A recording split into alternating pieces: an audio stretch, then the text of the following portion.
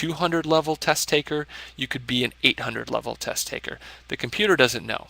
So what the computer does is it tries relatively quickly to figure out roughly what the range is that you should score. So what it will do for starters is it will give you a question of medium difficulty. So basically we'll call this a 500 level question. It would be the kind of question that somebody who would score 500 would get right about 50% of the time and would get wrong about 50% of the time. So the computer gives you that test question, and based on whether or not you get that question correct or not, you're given either a more difficult question or an easier question. So if you get the question right, the computer assumes that you're probably going to score above a 500. It doesn't know that yet for sure, but it assumes that you're probably going to score above a 500. If you get it wrong, the computer assumes you're probably going to score below a 500 and gives you another question. So we'll use the example of getting that 500 level question, that first question on the exam, getting it right. If you get it right, the computer's going to say, okay, this person's a little smarter than average. Let's give them a more difficult question. So now let's say you're given a 520 level question. This is the question where, like with the 500 question, about 50% of people who score 520 would get it right, and about 50% of people would get it wrong. So the computer says, okay, let's give them a little more difficult question. The 520 question, you go ahead and you actually get that one right as well. Now the computer's like, all right, this person's pretty smart. Let's give them a 535 level question. Again, a question that 50% of the people who would score 535 would get right, 50% would score wrong. Now in the 535 level question, you get this one incorrect. Now the computer says, okay, well, we're starting to hone in on what this person's range is. Let's drop them down. Let's give them a 525 level question. Now, if you get that question right, then the computer bumps you up to 530. So this process basically goes on for the entire length of the exam. What's happening, though, is that when you start out, you're in a very wide band in terms of what you can score. On one hand, you can score 800. On the other hand, you can score 200. Now, as the exam goes on, that band is getting narrower and narrower. It might be getting narrower and narrower towards the top, or it might be getting narrower and narrower towards the bottom. This is very tough to do reversed on the webcam. But what's happening is it's starting out with a wide band and it's narrowing over time. It's basically honing in on what your score is. So what is really important to understand about computer adaptive testing is that those first few questions, and some people say it's the first 5, some people say it's the first 10, some people say it's the first 15. I typically like to tell people it's probably around the first 10 questions are really important to take your time on, because that's where you have a situation where the computer is going from this very wide range to a relatively narrow one. Now, if you end up getting the first 10 questions wrong and you're way at the bottom, and then you end up getting the last, say, 27 questions right in the math, yeah, you can definitely move up quite a bit from there. Having said that, it's a lot more difficult to do that than if you start narrowing in at the top range and then you're getting some right and you're getting some wrong the rest of the way. Now, DJ asks, would there be any statistical advantage to answering the first question or any subsequent questions wrong? And the answer is no. There's never an advantage to answering any questions wrong. Now, it is true that if you answer questions wrong, you're going to get easier questions, but that's not necessarily a good thing. You actually want to be getting harder questions throughout the course of the entire exam. If you get harder questions, that means you're scoring better on the exam. So you definitely want to work to answer every question to the best of your ability. And I think that answers your question, right, DJ? Okay. So in terms of the computer adaptive testing, there's a couple of other things that are really important to note. First is that in addition to basically wanting to take a lot of time on those initial questions, and don't overdo it. I mean, some people will say, oh, should I take 5 minutes, 10 minutes each on the first 10? No, I mean, if you do that, you're going to get to the end of the exam and you're not going to have any time for the rest of the questions.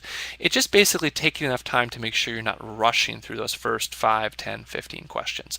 So, don't overdo it, but at the same time, make sure you're giving yourself enough time, double checking your math, things like that. So the principles of the computer adaptive test are: earlier questions are worth more than later questions. Once you get to the end of the exam, last 5, 10 questions, at that point, the computer is just fine-tuning your score. Maybe it'll move up 10, 20, 30 points. You're not going to see wide swings at that point in time. The first 5, 10, 15 questions, you will see big swings. So if you were to be basically faced with a choice of getting the first half of the test right and the last half wrong, or the first half all wrong, and the last half all right, you would certainly choose to get the first half all right. Now, of course, that's not a very accurate decision, because if you get the first half all right, you're going to get a lot harder questions. If you get the first half all wrong, you're going to get a lot easier questions. So it's impacted by how well you score.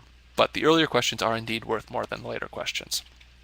The second principle is, if you're scoring well, you should be seeing tough questions. A lot of people say when they take a computer adaptive test, whether it's a practice exam or the actual test, they say, oh my gosh, I was getting such tough questions the entire exam.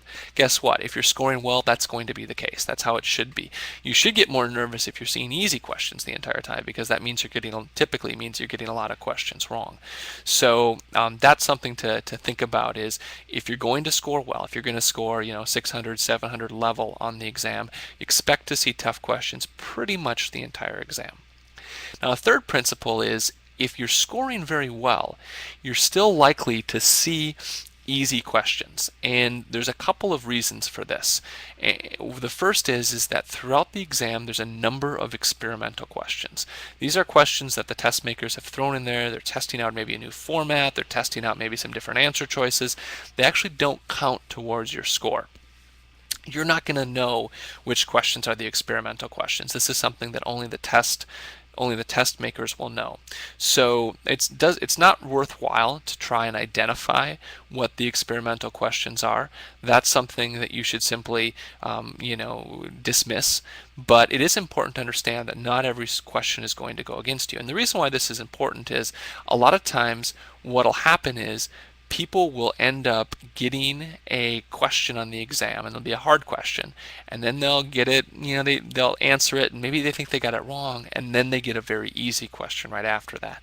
And the immediate assumption that they make is, oh my gosh, I just got that question wrong, and they start freaking out. It's important not to do that, because you may have gotten that really easy question just because it's an experimental question. And if that's the case, then it didn't impact your score at all. If you might have gotten that last question right. And so I typically advise people not to get into the habit of trying to guess whether they got the last question right or wrong based off of how hard or difficult the next question is. Sometimes you can tell that, and it's hard to avoid. But for the most part, you want to just keep that stuff out of your mind on test day. The other reason why you might see an easy question is, actually sometimes there are questions that look very easy that are actually trap questions. And so if you see a question that looks a little bit easy, or a little bit too easy relative to how you think you're doing, it's always important to see, is there some sort of a trick there? Is there something that you missed out on? Again, best to not try to assess where you're scoring, but if you have a sense of, I'm a 700 level scorer, and you get what looks to be a very easy question, make sure to always double check and make sure there's not something you're missing. Some things that you should not do on the computer adaptive test. As I mentioned before, don't obsess over what you're scoring or whether you got a question right or wrong. It's a waste of your mental energy. You'll have a sense if you've taken some practice tests as to what level you're scoring at, and based off of that, you should know if you're getting questions that are too hard or too easy. But in general, you don't want to be like, oh, I got that question right, sweet, I'm at 700. Oh, I got the question wrong, I'm at 650. Don't do that to yourself on test day. Don't leave any questions unanswered. This is something I came across this recently on a forum posting. Someone was saying how they were taking practice tests, and they actually left a bunch of things blank at the end of the practice test, and then they got a very bad score. And the thing that they said was, kind of why is this the case? And the answer is if you leave questions blank, it's actually worse than if you miss those questions. There's a very steep penalty for leaving questions unanswered. So one of the things that I always tell people is, regardless of how much time you have at the end of the exam, make sure you get through every single question on the exam. If even if you have to rush, to finish up, the last 5, last 10 questions, you definitely want to make sure that you don't leave anything unanswered. So something that's really important to note. Don't rush through any of the first 10 questions. I talked about why that was before.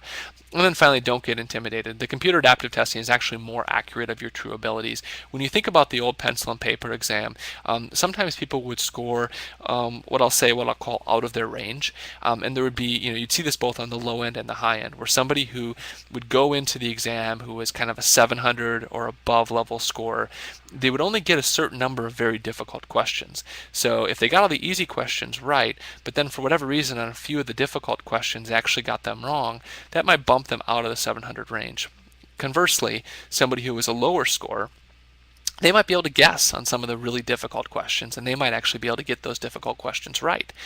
And if that's the case, then they might score way above what their typical band would be. So the computer adaptive testing is actually good because